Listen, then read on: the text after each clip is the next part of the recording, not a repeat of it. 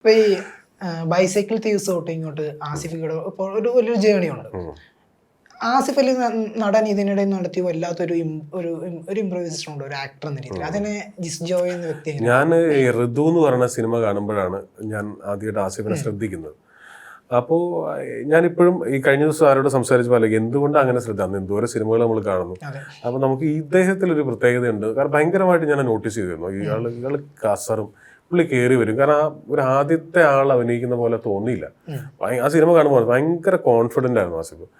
ഒരു പ്രത്യേകതയുള്ള ലുക്കും പ്രത്യേകതയുള്ള കണ്ണുകളും അങ്ങനെ ഒരു വല്ലാത്ത ഫീച്ചേഴ്സും ഒക്കെ. അപ്പോൾ എനിക്ക് ഭയങ്കര ഷുവറായി ഇദ്ദേഹം കയറി വരും എന്നുള്ളത്. അതിനുശേഷം പലയിടത്ത് വെച്ച് കാണും. അപ്പോൾ ഞങ്ങൾ വലിയ പരിചയമൊന്നുമില്ല, അറിയാം എന്നെ. ഞാൻ ചാനലിൽ ഒന്ന് ആങ്കർ ചെയ്യുന്ന സമയത്ത് അവൻ എന്നെ അറിയാം. അപ്പോൾ പലയിടത്തും വെച്ച് സംസാരിക്കും. എന്തെങ്കിലും സിനിമയുടെ പൂജയ്ക്കൊക്കെ പോകുമ്പോൾ അവിടെ വെച്ച് കാണാറുണ്ട്. അങ്ങനെ എൻ്റെ സുഹൃത്തുക്കൾക്ക് ഞാൻ പരിചയപ്പെടുത്താറുണ്ട് ആസിഫിനെ. അങ്ങനത്തെ പരിചയമേ ഉള്ളൂ. അപ്പോൾ ഞാൻ പറഞ്ഞ ചോദ്യത്തിലേക്ക് വന്നാൽ, അതിനുശേഷം ഈ ആസിഫ് വളരെ സിഗ്നിഫിക്കൻ്റ് ആയിട്ടുള്ള വളരെ മൈൽ സ്റ്റോൺ എന്ന കണക്കെയുള്ള കഥാപാത്രങ്ങൾ, ഫോർ എക്സാമ്പിൾ ഉയരയിലെ ഗോവിന്ദോ, കെട്ടികളാണ് മാലാഖയിലെ ശ്രീവാച്ചനോ, അപ്പം എൻ്റെ വിജയ് സൂപ്പറോ അല്ലെങ്കിൽ സൺഡേ ഹോളിഡേക്ക് നമുക്ക് മാറ്റി നിർത്തിക്കൊണ്ട് സംസാരിച്ചാൽ അങ്ങനെ കുറേ ഹണീബിയിലെ സെബാനും എന്നൊക്കെ പറഞ്ഞ പോലെ ഈ കൂമനിലെ ക്യാരക്ടർ യഥാസമയം അദ്ദേഹത്തിന് ഈ സിനിമയോട് കാണിക്കുന്ന ഒരു വല്ലാത്ത പാഷനാണെന്ന് എനിക്ക് തോന്നുന്നു. ആ പാഷൻ കൊണ്ട് ചിലപ്പോൾ 2-3 സിനിമകൾ ചെയ്യും, മോശമാകുമ്പോഴും 4ാമത്തെ സിനിമ ഭയങ്കര നന്നായി വരികയും അദ്ദേഹത്തിന് വീണ്ടും തിരിച്ച് മാർക്കറ്റിലേക്ക് ആൾക്കാർ വീണ്ടും പ്രതീക്ഷ അർപ്പിക്കുകയും അത് ഞാനിങ്ങനെ വളരെ അടുത്ത് നിന്ന് കണ്ടിട്ടുണ്ട്. കാരണം സൺഡേ ഹോളിഡേ ചെയ്യുമ്പോൾ എനിക്കറിയാം അടുപ്പിച്ച 4-5 സിനിമകൾ ഉദ്ദേശിച്ച പോലെ വർക്കൗട്ട് ആയിട്ടില്ല. അപ്പോഴാണ് സൺഡേ ഹോളിഡേ വരുന്നത്. അപ്പോൾ എൻ്റെ ടെൻഷൻ വെച്ച് ദൈവം ഇതും വർക്കൗട്ട് ആയതെങ്കിൽ ഒന്ന് എൻ്റെ കാര്യം എന്താവുന്നുള്ള ആദ്യത്തെ ചോദ്യം. അപ്പോൾ അങ്ങനെ പക്ഷേ ഈ സിനിമയുടെ ഒരു മാജിക് അതാണെന്ന് എനിക്ക് തോന്നുന്നു. ഇപ്പോൾ ആസിഫിക്ക് അന്ന് വനിതവരിയിൽ നിന്ന് ഇറങ്ങി വരുമ്പോൾ ഭയങ്കര ഇമോഷണൽ ആകുന്നത് ഭയങ്കര സോഷ്യൽ മീഡിയയിൽ ഭയങ്കര വൈറലായിരുന്നു. അതെ, ആ വീഡിയോ അദ്ദേഹത്തിന്റെ എന്താ പറയാ, അദ്ദേഹം ഭയങ്കരമായിട്ട് കാത്തിരുന്നൊരു വിജയമായിരുന്നു. കാത്തിരുന്നു, അതായത് ഒന്നാമത്തെ കാര്യം ആസിഫ് ഈ വാപ്പിച്ചി ഉമ്മിച്ചീനെ വാപ്പനും ഉമ്മേനെയും ഇതുവരെ ഒരുമിച്ചിരുന്ന് അവർ ആദ്യത്തെ ഷോ കണ്ടിട്ടില്ല. പലപ്പോഴും ആസിഫിന്റെ പടങ്ങൾ ആദ്യത്തെ ഷോ കാണാൻ പോകുന്ന ആള് ഞാനാ. മനസ്സിലായോ? ആസിഫ് എന്നെയും ഞങ്ങളുടെ ഫ്രണ്ട് നവീനും ഉണ്ട്. ഞങ്ങൾ 2 പേരുമാണ് ആസിഫിന് വേണ്ടി പോകാറുള്ളത്.